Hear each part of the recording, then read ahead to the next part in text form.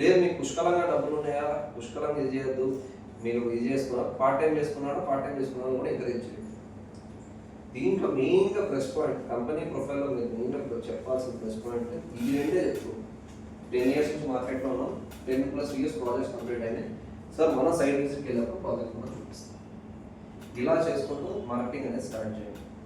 బ్రోచర్లో ఉన్నది చెప్పండి, బ్రోచర్లో ఉన్న కంటెంట్ కాకుండా నెక్స్ట్ బెంగళూరు హైవే కంటెంట్ ఏంటి, ముంబై హైవే ప్రాజెక్ట్ అంటే ముంబై హైవే కంటెంట్ ఏంటి, కిలోమీటర్స్ కూడా అడుగుతారు క్లయింట్స్ అనేవారు.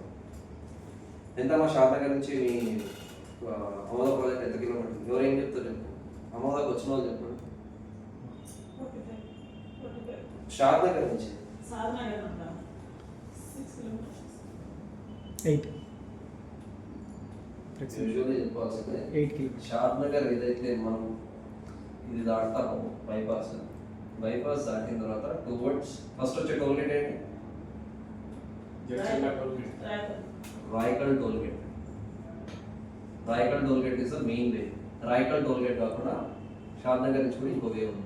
ఈ వే ఎవరైనా యూజ్ చేయకండి, రాయకల్ టోల్గేట్ యూజ్ చేయండి. It's maximum 8 kilometers.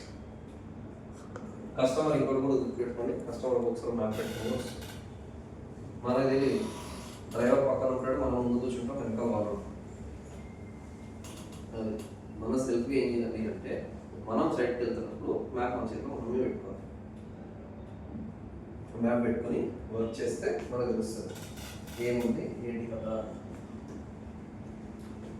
సో ఎందుకు తెలుస్తుంది అంటే మనం రేపు పొద్దున ఫర్ ఎగ్జాంపుల్ 10 kilometers ఉన్న ప్లేస్లో 8 చెప్పండి, 8 ఉన్న ప్లేస్లో 6 ఉన్న ప్లేస్లో 4 ఉన్న ప్లేస్లో 2 అలా చెప్పండి. కానీ కంప్లీట్లీ 10 ఉన్న ప్లేస్లో 5 చెప్తాను.